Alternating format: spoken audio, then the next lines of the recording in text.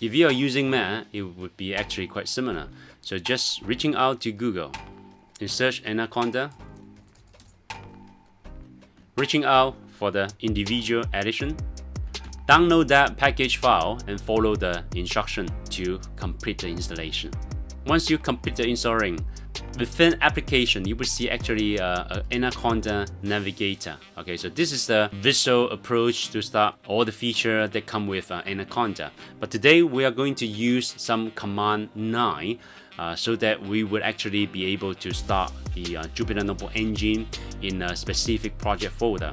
So you don't have to see all the messy folder, messy file. So first of all, I will create a folder in my desktop. So I will call this my project.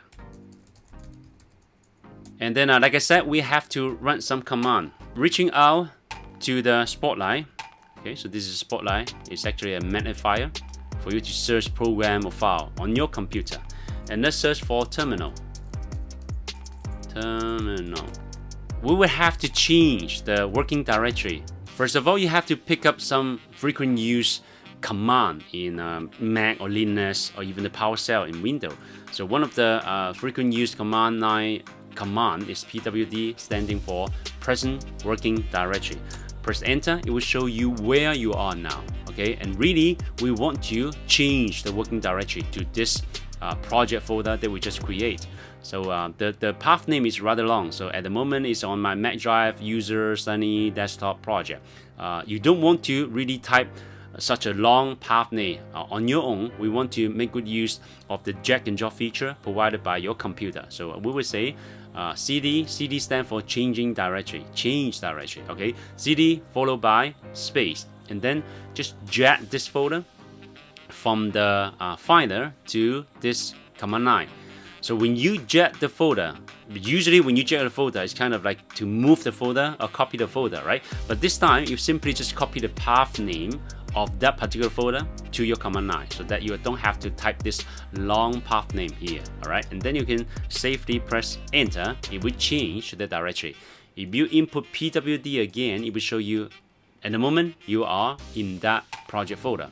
All right, and we will be starting Jupyter Notebook from here. Okay, so that we will be seeing only the file related to this project. We'll put everything, data file, graphics, whatever you want to be part of the project in that single folder. All right, so let's typing Jupyter space Notebook. So when you press enter, what you will be doing is start the engine of Jupyter Notebook. And at the same time, you will also open up a browser page that actually access to that local web server that presented by the Jupyter Notebook engine. Okay, so press enter. As you can see, it immediately started this home page of our project. Of course, at the moment, this project homepage is empty, right? Because it's just really a brand new folder, empty folder. But first of all, I would like to point it out to you. Some might be facing that failure to open up this page automatically when you check your Jupyter Notebook. This might be for various reasons. It's really just a small issue. You can always come back here, copy this path. Okay, see this local host with a port number 8888 and then a token number, this long link. Okay, right click on this path, copy that, and come back to your own favorite browser. It could be Google Chrome, it could be Firefox, it could be Safari. Just open up any new tab page and paste that link, and then press enter. It will show you the exact same thing. Okay, see that? Now we can really open up our new Jupyter Notebook. Okay, so just reaching out to this new button, and for our choice, we can only choose Python 3. It will open up a new Jupyter Notebook. Let's immediately give it a meaningful name. At the moment, it says Untitled, right? Meaning we haven't given a name yet. Just double click on Untitled, and let's call it My First Notebook. All right, and rename. And let me show you the folder. Remember, we created the folder as an empty folder, right? Now you see there's a first notebook appear right underneath this My Project folder. Okay, so this is my project folder, and now I have my first Jupyter Notebook, my first notebook.ipyt. Y, and B. All right, now we can start typing some code. So we call this interactive programming approach. So you actually execute your code cell by cell. So I can define a value of I equal to 10. And to trigger the execution of this cell, I have to click this run button. Immediately, it would also create a new cell right underneath. So if I say, okay, I equal to I plus 10, meaning the original value of I plus 10, okay, and I press enter, or click this run button again. If I just type I, or maybe print and parenthesis I, it would all give me the same result of 20.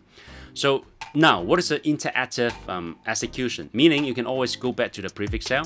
Okay, so latest value for I is now 20, right? If I execute this cell for one more time, okay, this cell, so I is 20, right? I plus 10 is 30, and it will save the 30, okay, the result of 30 back to I. So if I run this line and I go back here to print I again, instead of showing you the 20 is already an old value. This time the latest value is 30. So we call this interactive. So this is very popular for data science, data analysis.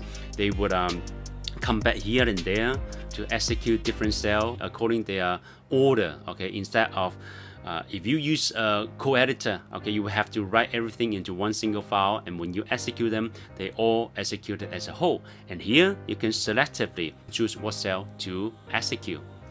All right, now if you go back to the home page, you can always stop this engine. So as you can see, there's a green icon here indicating this notebook is in execution mode. So I can choose this one, I can shut them down, and if I go back to the notebook, you will actually see a warning that the kernel is tapped, but this is really just fine. You can always restart them, or you can simply just close this tab. Okay. When you close the tab, the engine really is still running behind the scene. If you really wish to close the engine as well, you will have to go back to this command window. See, this command is still occupying, okay, your process. So if you really also want to shut down the engine, you have to press Control C on your keyboard as a combination. You probably have to press twice, and then you will stop. Alright, so this is the approach that we will be using for our workshop. So make sure you know how to start Jupyter Notebook from a command line from a specific project folder.